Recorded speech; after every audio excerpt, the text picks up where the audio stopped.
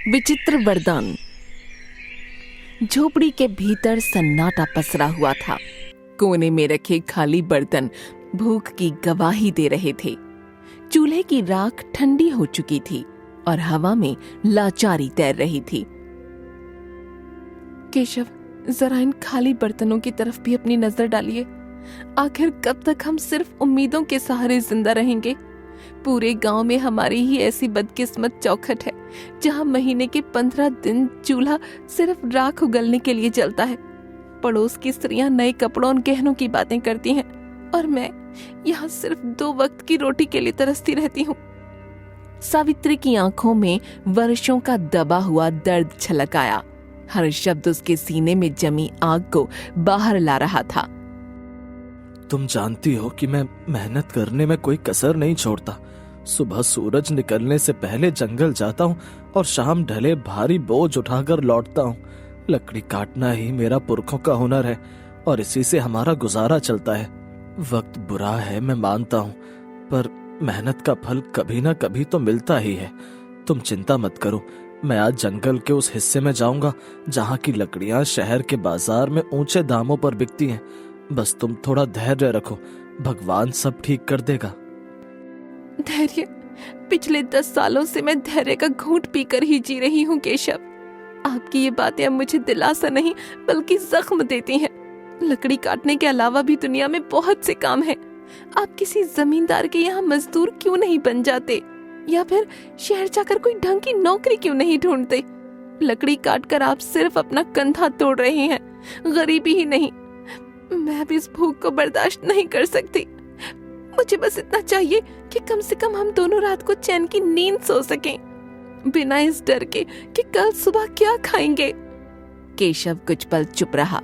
पत्नी की हर बात उसके दिल में तीर की तरह चुभ रही थी। ठीक है सावित्री, अगर तुम्हें लगता है कि मेरी मेहनत काफी नहीं है तो मैं आज से ही दूसरे काम की तलाश शुरू कर दूंगा।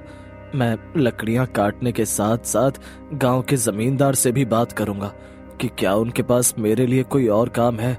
मैं नहीं चाहता कि तुम्हारी आंखों में कभी भी दुखों के बादल छाएं। मैं वादा करता हूं कि मैं हार नहीं मानूंगा। बस आज का दिन किसी तरह काट लो। शाम को जब मैं लौटूंगा तो शायद कोई अच्छी खबर लेकर आऊं। अब मुस्कुरा दो, तुम्हारी मुस्कान ही मेरी असली पूंजी है। तभी अचानक दरवाजे पर हल्की सी दस्तक हुई। केशव उठकर बाहर गया। दरवाजे पर एक बूढ़ा साधु खड़ा था। चेहरा शांत, आंखें तेजस्वी, लेकिन शरीर बेहद कमजोर। बेटा, क्या इस प्यासे राही को थोड़ा सा शीतल जल मिल सकता है? मैं मीलों का सफर तय करके आ रहा हूं और अब मेरी देह मेरा साथ नहीं दे रही। कंठ सूख गया है और पैरों में छाले पड़ गए हैं। अगर तुम्हारे पास थोड़ा सा अन्न भी हो तो इस बूढ़े को दान कर दो। मुझे किसी राजसी भोग की इच्छा नहीं है। बस एक निवाला मिल जाए ताकि मैं अपनी यात्रा जारी रख सकूं। ईश्वर तुम्हारी सेवा को स्वीकार करेगा और तुम्हारे घर के भंडार हमेशा भरे रहेंगे। प्रणाम महात्मा जी, आपका मेरे द्वार पर आना मेरा सौभाग्य है, लेकिन मैं आपको कैसे बताऊं कि मेरे पास आपको खिलाने के लिए एक दाना भी नहीं है। हम खुद पिछले कल से भूखे हैं। मेरी कुटिया में केवल खाली बर्तन और गरीबी का डेरा है। लेकिन हाँ, मैं आपको प्यासा नहीं जाने दूंगा। मैं भी अंदर से ठंडा जल लेकर आता हूँ। भोजन न दे पाने का मुझे बहुत दुख है। कृपया मुझे क्षमा कर दीजिए। पुत्र, दुखी मत हो। दान के लिए धन ही नहीं, मन की जरूरत होती है। तुम्हारी आंखों में जो करुणा है वो किसी भी 56 भोग से कहीं अधिक तृप्ति देने वाली है। तुम जल ले आओ, वही मेरे लिए अमृत के समान होगा। इंसान की असलियत उसके अभाव में ही पता चलती है, और तुमने अभाव में होकर भी अतिथि सत्कार का धर्म निभाया है। जाओ बेटा, जल ले आओ। मैं यहीं तुम्हारी प्रतीक्षा कर रहा हूं। तुम्हारी सादगी ने मेरा मन जीत लिया है। जैसे ही केशव ने योगी को जल पिलाया, उनका चेहरा चमक उठा। वातावरण में एक दिव्य शांति फैल गई। केशव, तुम्हारी सेवा भावना से मैं अत्यंत प्रसन्न हूं। मैं तुम्हें 3 ऐसे वरदान देता हूं जो साधारण मनुष्यों की पहुंच से बाहर हैं। तुम जो भी मांगोगे वो सच हो जाएगा। अपनी पहली इच्छा बताओ पुत्र, लेकिन याद रहे वरदान का उपयोग सोच समझकर करना। यहीं से केशव के भाग्य की दिशा बदलने वाली थी। केशव कुछ पल गहरी सोच में डूब गया। साधु के शब्द उसके कान में गूंज रहे थे। ये कोई साधारण अवसर नहीं था, बल्कि जीवन की सबसे बड़ी परीक्षा थी। महात्मा जी, आपने मुझे बड़ी परीक्षा में डाल दिया। वैसे तो मुझे कुछ चाहिए, पर मैं अपनी बुद्धि का प्रयोग करना चाहता हूँ। मेरा पहला वरदान यह है कि मेरी एक कुल्हाड़ी, जिसे मैं अपनी जान से ज्यादा चाहता हूँ, जो भी इसे हाथ लगाए वो मेरी आज्ञा के बिना इसे छोड़ ना पाए, और अगर वो इसे चलाना शुरू करे तो जब तक मैं रुकने को ना कहूँ वो रुक ना सके। क्या आप मुझे ऐसा विचित्र वरदान दे सकते हैं? मुझे लगता है कि ये मेरे बहुत काम आएगी। महात्मा के मुख पर क्षण भर के लिए आश्चर्य की रेखा उभरी, पर फिर वे मंद मंद मुस्कुराए। अजीब मांग है, पर वचन के अनुसार तथास्तु। तुम्हारी कुल्हाड़ी अब तुम्हारी आज्ञा की गुलाम है। अब बिना समय गवाए अपनी दूसरी इच्छा प्रकट करो। याद रखना, तुम्हारे पास केवल 2 और मौके हैं। क्या तुम्हें सोने की खदानें चाहिए, या फिर कोई ऐसा महल जो बादलों को छूता हो? संसार की हर सुख सुविधा तुम्हारे कदमों में हो सकती है। बस एक बार अपने मन की बात कहो और चमत्कार देखो। महाराज, दूसरी इच्छा के लिए मैं इस पुरानी लकड़ी की कुर्सी को चुनता हूँ। मैं चाहता हूँ कि जो कोई भी इस कुर्सी पर एक बार बैठ जाए वो मेरी अनुमति के बिना यहाँ से हिल ना सके। वो इस कुर्सी से ऐसा चिपक जाए जैसे पत्थर पर लकीर। चाहे कोई कितना भी बलवान क्यों ना हो, मेरी मर्जी के बिना उसका उठना नामुमकिन हो जाए। बस यही मेरी दूसरी विनती है। मुझे विश्वास है कि आप मेरी इस इच्छा को भी पूरा करेंगे। अब महात्मा देवदत्त की दृष्टि में स्पष्ट था कि केशव साधारण मनुष्य नहीं है। तुम्हारी सोच किसी आम आदमी जैसी नहीं है केशव। ये वरदान भी तुम्हें दिया। अब आखिरी और तीसरी इच्छा की बारी है। सोच लो, क्या तुम अपनी गरीबी हमेशा के लिए खत्म नहीं करना चाहोगे? क्या तुम्हें अपने लिए लंबी आयु यानी रोगी काया नहीं चाहिए? यह अंतिम अवसर है। इसके बाद मैं अदृश्य हो जाऊंगा और फिर कभी नहीं मिलूंगा। अपनी तीसरी इच्छा मांगो और अपने भाग्य का फैसला खुद करो। महात्मा जी, तीसरी इच्छा के रूप में मैं चाहता हूँ कि मेरा ये जो चमड़े का पुराना थैला है, इसके भीतर मैं जो कुछ भी डाल दूं, चाहे वो कोई वस्तु हो, सोना हो या कोई जीवित प्राणी, उसे मेरे अलावा कोई और बाहर ना निकाल सके।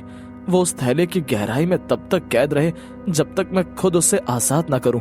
यही मेरी अंतिम मांग है। महात्मा ने गंभीर स्वर में उत्तर दिया। तुम्हारी सोच किसी आम आदमी जैसी नहीं है। केशव विचित्र मांगे हैं, पर वचन के अनुसार तथास्तु। तुम्हारी तीनों मांगे पूरी हुई। याद रखना, वरदान तभी काम आते हैं जब उनका उपयोग सही समय पर हो। इतना कहकर महात्मा देवदत्त अदृश्य हो गए। झोपड़ी फिर से वही साधारण झोपड़ी थी, पर अब उसके भीतर छुपी थी असाधारण शक्ति। सावित्री, जो अब तक चुपचाप सब कुछ सुन रही थी, ज्वालामुखी की तरह फट पड़ी। वाह केशव, क्या गजब की बुद्धिमानी दिखाई है आपने। साक्षात देवता आपके द्वार पर आकर कह रहे थे कि धन मांग लो, सुख मांग लो, पर आपने क्या मांगा? कुल्हाड़ी, कुर्सी और थैला। क्या इन बेजान चीजों से मेरा पेट भरेगा? क्या इन वरदानों से हमारे सर की छत पक्की हो जाएगी? मैं यहाँ दाने दाने को तरस रही हूँ और आपने फालतू वरदान मांग लिया। आज आपने साबित कर दिया कि आप कभी तरक्की नहीं कर सकते। काश वो वरदान मुझे मांगने का मौका मिलता, तो आज मैं इस झोपड़ी को महल बना देती। केशव शांत रहा। उसकी आंखों में आत्मविश्वास था, डर नहीं। सावित्री, तुम जो देख रही हो वो केवल साधारण चीजें हैं, पर मैं जो देख रहा हूँ वो एक सुरक्षा कवच है। कभी कभी सीधे तरीके से मांगा हुआ धन टिकता नहीं है, पर बुद्धि से बनाई गई संपत्ति सदा साथ रहती है। तुम मुझ पर भरोसा रखो। ये 3 वरदान हमें वो सब कुछ दिलाएंगे जो तुम चाहती हो। मैंने जो मांगा है उसके पीछे गहरा रहस्य है, जो वक्त आने पर तुम्हें समझ आ जाएगा। फिलहाल शांत हो जाओ, क्योंकि आने वाला समय बहुत बड़ी चुनौतियां लेकर आने वाला है। पत्नी के तानों से आहत होकर केशव अपनी पुरानी कुल्हाड़ी कंधे पर रखकर चंदनपुर के सबसे घने और डरावने जंगल की ओर निकल पड़ा। दोपहर की तपती धूप पेड़ों की घनी छांव को चीरने की कोशिश कर रही थी। केशव एक पुराने बरगद के पेड़ के नीचे बैठ गया। उसका मन अशांत था और पेट में भूख की आग जल रही थी। हे भगवान, क्या मेरी किस्मत में हमेशा ठोकरें खाना ही लिखा है? सावित्री कह रही थी अगर मैं उस महात्मा से सोने की मोहरें मांग लेता तो कम से कम आज मुझे इस तरह भटकना तो नहीं पड़ता। पेट में अन्न का दाना ही नहीं, जंगल में भी अब सूखी लकड़ियां मिलना मुश्किल हो गया है। ऐसा लगता है जैसे ये पेड़ भी मेरी गरीबी का मजाक उड़ा रहे हैं। समझ नहीं आता कि मैं घर वापस किस मुंह से जाऊंगा। वहां तो सिर्फ खाली बर्तन और पत्नी की शिकायतें मेरा इंतजार कर रही हैं। तभी झाड़ियों के पीछे से एक विचित्र बूढ़ा व्यक्ति बाहर निकला। उसके चेहरे पर एक अजीब सी कुटिल मुस्कान थी। वो धीरे धीरे केशव की ओर बढ़ने लगा। केशव ने गौर किया कि उस बूढ़े के चलने की आवाज सामान्य नहीं थी। जब उसने नीचे देखा तो उसके होश उड़ गए। अरे ओ नौजवान, इतना उदास होकर इस वीराने में क्यों बैठे हो? तुम्हारी आहें तो इस जंगल के पत्तों को भी सुखा रही हैं। क्या बात है? क्या तुम्हारी पत्नी ने तुम्हें घर से निकाल दिया है, या फिर ये गरीबी का भूत तुम्हारा पीछा नहीं छोड़ रहा? देखो, मैं इस जंगल का बहुत पुराना निवासी हूँ और मैं लोगों के दुख भांप लेता हूँ। तुम्हारी हालत देखकर मुझे तुम पर दया आ रही है। अगर तुम चाहो तो मैं तुम्हारी सारी दरिद्रता एक पल में दूर कर सकता हूँ। बस तुम्हें मेरी एक छोटी सी शर्त माननी होगी। बोलो, क्या तुम अपनी किस्मत बदलना चाहते हो? केशव सशंकित हो उठा। उस बूढ़े के पैर इंसानों जैसे नहीं बल्कि बकरियों के खुरों जैसे थे। प्रणाम महानुभाव, आप अचानक इस घने जंगल में कहां से आ गए और आपको कैसे पता चला कि मैं अपनी पत्नी से परेशान होकर यहाँ बैठा हूँ? आपकी बातें सुनकर मुझे थोड़ा अजीब लग रहा है। और ये आपके पैर, आप कोई साधारण मनुष्य तो नहीं लगते। कहीं आप वही मायावी राक्षस तो नहीं जिसकी कहानियां हमारे बुजुर्ग सुनाया करते थे, जो लोगों को लालच देकर उनका सब कुछ छीन लेता है? मुझे आपसे बात करने में डर लग रहा है। फिर भी मेरी जिज्ञासा शांत कीजिए कि आप आखिर हैं कौन और मुझसे चाहते क्या हैं? बूढ़े ने ठहाका लगाया। उसकी हंसी में जंगल कांप उठा। हाँ, तुम तो बहुत चतुर निकले लकड़हारे। तुमने सही पहचाना, मैं इस मायावी साम्राज्य का स्वामी हूँ। पर डरो मत, मैं तुम्हें चोट पहुंचाने नहीं बल्कि तुम्हारी झोली भरने आया हूँ। देखो, मेरे पास सोने की मोहरों से भरी ये 3 थैलियां हैं। इन्हें ले जाओ और अपनी पत्नी के हर सपने को पूरा करो। अच्छा खाना खाओ, अच्छा पहनो और इस झोपड़ी की जगह महल बना लो। बदले में मुझे बस इतना चाहिए कि आज से ठीक 1 साल बाद तुम्हें मेरे साथ मेरे लोक में चलना होगा और मेरी गुलामी करनी होगी। 1 साल की पूरी आजादी और बेहिसाब दौलत। सोच लो, सौदा बुरा नहीं है। केशव समझ गया था कि ये शैतानी राक्षस उसे अपने जाल में फंसाना चाहता है, लेकिन घर की गरीबी और सावित्री के तानों को याद कर उसका मन डोल गया। मालिक, आपकी बात तो सच है। इस तरह रोज रोज भूखे मरने से तो अच्छा है कि 1 साल तक राजाओं जैसी जिंदगी जी ली जाए। मेरी पत्नी को हमेशा मुझसे शिकायत रहती है कि मैं उसके लिए कुछ नहीं कर पाता। कम से कम इन मोहरों से उसे 1 साल की खुशियां तो मिल पाएंगी। पर मुझे डर है कि 1 साल बाद जब आप मुझे लेने आएंगे तो मेरी पत्नी और बच्चों का क्या होगा। खैर, जो होगा सो देखा जाएगा। मैं आपके सौदे के लिए तैयार हूँ। मुझे वो सोने की थैलियां दे दीजिए ताकि मैं अपनी बदहाली को दूर कर सकूं, और 1 साल बाद मैं आपके साथ चलने का वादा करता हूँ। राक्षस की मुस्कान और गहरी हो गई। बहुत खूब, मुझे तुम्हारी बुद्धिमानी पसंद आई। ये लो सोने की 3 थैलियां। इनमें इतनी दौलत है कि तुम 7 जन्मों तक बैठकर खा सकते हो। जाओ और अपनी जिंदगी के हर पल का आनंद लो, ऐश करो, दान पुण्य करो या जो जी में आए वो करो। लेकिन याद रखना लकड़हारे, मैं ठीक 1 साल बाद इसी जगह इसी वक्त तुम्हें लेने आऊंगा। अगर तुमने भागने की कोशिश की तो मेरा प्रकोप पूरे गांव को भस्म कर देगा। अब जाओ और अपनी पत्नी को ये खुशियां दे दो। हमारी मुलाकात अब 1 साल बाद होगी। तब तक के लिए विदा। केशव भारी मन और भारी थैलियों के साथ घर की ओर लौट पड़ा। भाग्य ने पहली चाल चल दी थी। रास्ते में उसने ढेर सारी मिठाइयाँ, फल, मछली और नए कपड़े खरीदे। गांव के लोग हैरानी से उसे देखते रह गए। सावित्री, ओ सावित्री, देखो मैं तुम्हारे लिए क्या लाया हूँ।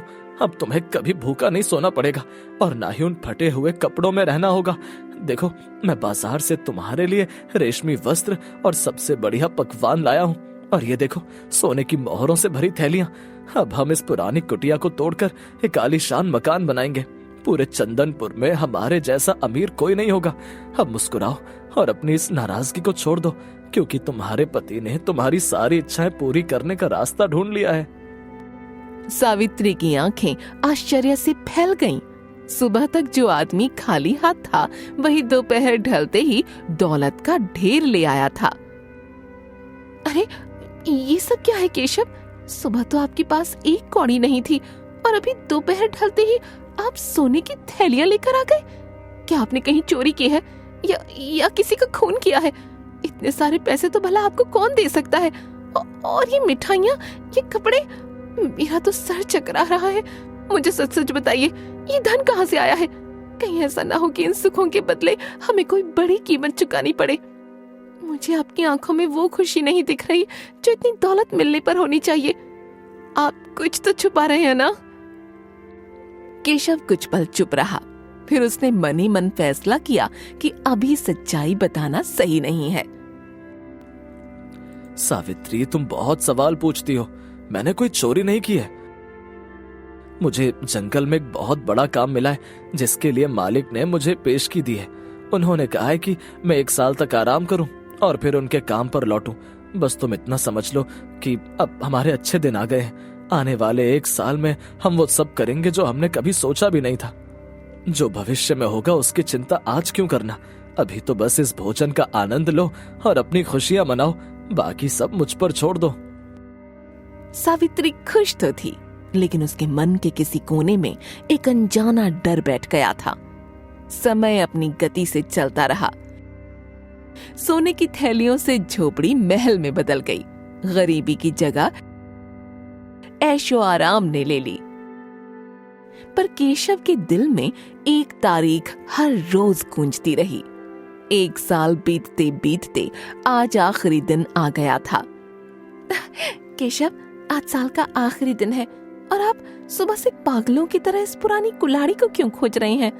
हमारे पास अब सोने की कमी नहीं है, फिर आप इस फटी पुरानी कुल्हाड़ी और लकड़ी के बेकार कुर्सी को अपनी जान से ज्यादा संभाल कर क्यों रखते हैं? मुझे सच सच बताइए ना, वो मालिक कौन है जिसने आपको इतना धन दिया और आज वो आपको कहाँ ले जाने वाला है? आपकी चुप्पी मुझे अंदर ही अंदर खाई जा रही है। क्या हम हमेशा के लिए जुदा होने वाले हैं? अगर ऐसा है तो मुझे धन दौलत नहीं चाहिए, मुझे बस अपने पति का साथ चाहिए। क्या आप मुझ पर इतना भी भरोसा नहीं करते कि अपनी परेशानी मुझे बता सके? अब केशव समझ गया था कि सच छुपाना संभव नहीं है। सावित्री, तुम व्यर्थ ही घबरा रही हो। मैंने तुम्हें पहले भी कहा था कि वक्त आने पर सब पता चल जाएगा। आज वो घड़ी आ गई है।